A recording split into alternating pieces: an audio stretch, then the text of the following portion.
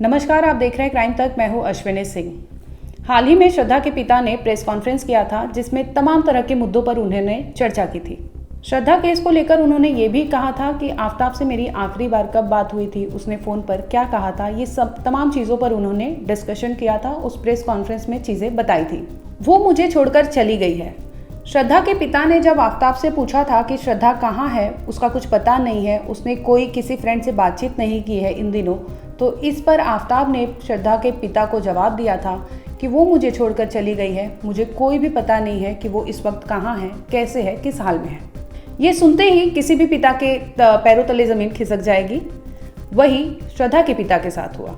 श्रद्धा का कोई भी पता नहीं चल रहा था। इस पर आफ्ताब की बातें सुनकर श्रद्धा के पिता मुंबई पुलिस में जाते हैं और बाकायदा मिसिंग कंप्लेंट दर्ज कराते हैं कि श्रद्धा का कोई भी पता नहीं है। पिछले 3 सालों से वो आफ्ताब के साथ रह रही थी। इस सूरत में उसने आफ्ताब से पूछा था कि श्रद्धा कहाँ है, तो उसने वही जवाब दिया था कि वो कहाँ है मुझे कोई पता नहीं है, वो मुझे छोड़कर चली गई है। जिसके बाद 3 अक्टूबर को श्रद्धा के पिता ने मुंबई पुलिस में मिसिंग कंप्लेंट दर्ज कराई थी। श्रद्धा के पिता ने श्रद्धा को लेकर भी बात बताई थी, जिसमें उन्होंने कहा था कि श्रद्धा से मेरी आखिरी बार उस वक्त बात हुई थी जब वो बेंगलोर में थी। हालांकि आपको बता दें, श्रद्धा कभी बेंगलोर में नहीं थी, मुंबई में ही थी और उन्होंने अपने पिता से झूठ बोला था कि मैं बेंगलोर में हूँ। श्रद्धा उन दिनों मुंबई में आफ्ताब के साथ लिव इन में रहती थी और ये बात वो अपने पापा से या अपने रिलेटिव से छिपाना चाहती थी, जिसकी बदौलत उन्होंने कहा था कि मैं बेंगलोर में रहती हूँ। श्रद्धा के पिता बहुत ही भावुक नजर आ रहे थे। वो जब बात करते हुए इतने इमोशनल दिखे कि उन्होंने कहा कि जब मेरी श्रद्धा से आखिरी बार फ़ोन पर बात हुई थी तो मैंने उससे पूछा था कि श्रद्धा तुम कैसी हो, कहाँ हो, किस हाल में हो। इस पर श्रद्धा ने जवाब दिया था कि पापा मैं ठीक हूँ, मैं बेंगलोर में हूँ, आप कैसे हैं। ये सुनते ही मानो किसी भी पिता के लिए सुकून का पल होगा कि हाँ बेटी ठीक ठाक है, क्योंकि 3 साल से वो घर से दूर रह रही थी, घर से बगावत करके वो गई थी आफ्ताब के साथ रहने। ये सुनते ही पिता को मानो सुकून सा हो गया कि हाँ बेटी ठीक ठाक है। लेकिन कुछ दिनों से ही पिता को पता चला कि बेटी का कोई भी कन्वर्सेशन या किसी से भी सोशल मीडिया के जरिए भी बातचीत नहीं हो रही थी। खबर था कि वो जब भी स्टेटस या व्हाट्सएप या सोशल मीडिया पर अपने डीपी चेंज करती थी, इससे पिता अंदेशा लगाते थे कि बेटी खुशहाल है, जिस भी सूरत में है वो ठीक ठाक होगी। लेकिन मई के बाद से ही ये सब चीज़ों पे असर पड़ना शुरू हो गया था और ये सब चीज़ें कम हो गई थी, जिससे शक होने लगा। इस सूरत में श्रद्धा के पिता ने आफ्ताब से फ़ोन किया और पूछा कि मेरी बेटी कहाँ है। इस पर उसने ये कहा था कि वो कहाँ है, किस हाल में है, मुझे कोई खबर नहीं, वो मुझे छोड़कर चली गई है। इसके बाद श्रद्धा के पिता ने आफ्ताब के फैमिली से मिलने की सोची और वो उसकी माँ से मिलते भी हैं। और इस सूरत में उन्होंने पूछा भी था कि मेरी बेटी का कुछ पता नहीं है, आपको पता है, तो वहाँ से भी उनको नेगेटिव ही इन्फॉर्मेशन मिलती है। जिसके बाद वो बदहवास होकर अपनी बेटी का पता लगाने के लिए कोशिश करने लगते हैं। इतना ही नहीं, श्रद्धा के पिता ने श्रद्धा केस को लेकर फास्ट ट्रैक कोर्ट में अपील की है कि ये केस फास्ट ट्रैक कोर्ट में होनी चाहिए। और श्रद्धा केस को लेकर उन्होंने कहा कि ये केस सीमा कुशवाहा लड़ेंगी। ये वही वकील है जो निर्भया केस में निर्भया के गुनहगार को फांसी तक लटकाया नहीं, तब तक वो साथ दिया था निर्भया की मम्मी का। तो वही सीमा कुशवाहा अब श्रद्धा केस को लेकर आगे बढ़ेंगी और श्रद्धा को न्याय दिलाने की गुहार लगाएंगी। इस पीसी के दौरान श्रद्धा के पिता ने कई तरह के आरोप लगाए हैं। वो मुंबई पुलिस को भी बोलते हैं कि कहीं ना कहीं ढीलापन रवैया था, जिसकी वजह से श्रद्धा केस को लेकर इतना डिले हुआ। अगर उन्होंने जब अक्टूबर में आफ्ताब से पूछताछ के लिए बुलाया था और सख्ती से पूछताछ की होती तो हो सकता था तभी ये मामला खुल जाता। लेकिन 3 महीने की देरी से जब दिल्ली पुलिस ने जद्दोजहद की तब ये मामला खुला। श्रद्धा के पिता ने एक और ये केस को फास्ट ट्रैक कोर्ट में लेने की गुहार की है, तो दूसरी ओर उन्होंने कहा कि आफ्ताब अमीन पूनावाला के फैमिली की भी जांच होनी चाहिए। उसकी फैमिली भी इस सूरत में हो न हो इस मर्डर केस में शामिल हो सकती है।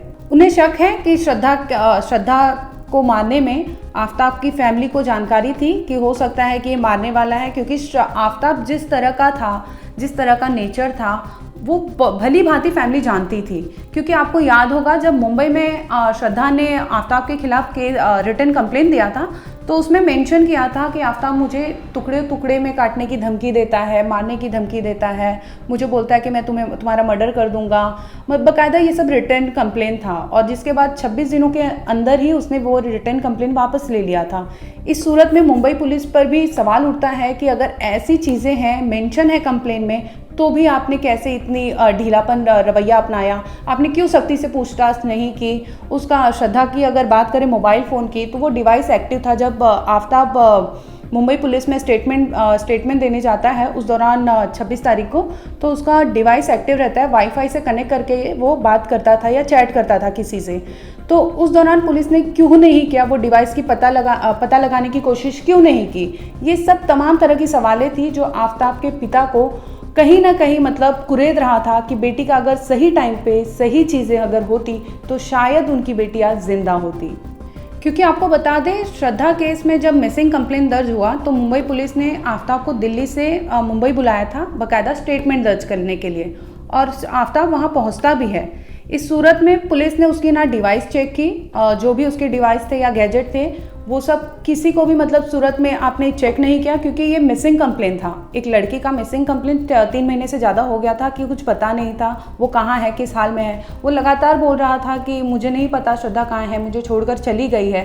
तो ऐसे में आप पे ग्राउंड बनता है कि ऑलरेडी तुम्हारा प्रीवियस हिस्ट्री रहा है कि तुमने धमकी दी थी श्रद्धा को।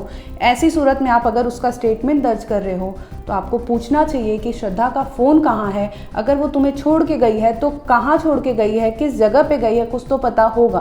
तो ऐसे में आफ्ताब पे बहुत सारे क्वेश्चन मार्क थे जो मुंबई पुलिस ने शायद इंटरोगेट नहीं किया था उस वक्त। यही चीज़ उनके पिता को यानी श्रद्धा के पिता को कहीं ना कहीं कचोटे जा रहा था कि पुलिस ने भी अपना काम सख्ती से नहीं किया, जिस वजह से मेरी बेटी आज जिंदा नहीं है। बहरहाल अब देखने योग्य होगा कि सीमा वही वकील जो निर्भया केस में गुनहगारों को फांसी के तख्ते तक सजा दिलाने तक गुहार लगाती रही या जद्दोजहद करती रही, निर्भया के केस में वो तमाम प्लेटफॉर्म था जिस पे उन्होंने सहायता लिया था, तो क्या वो सीमा श्रद्धा केस को लेकर न्याय दिला पाएगी? हालांकि आफ्ताब के खिलाफ कई सबूत हो चुके हैं। आपको बता दें तो चाहे वो इनका डीएनए रिपोर्ट आना हो, फॉरेंसिक रिपोर्ट आना हो, तो उसमें कहीं ना कहीं पुलिस को कुछ ना कुछ तो चीज़ें मिलेंगी आफ्ताब के खिलाफ। और बात करें अगर आफ्ताब को लेके सबूतों की, तो कई ऐसे सबूत हैं जो आफ्ताब के खिलाफ है।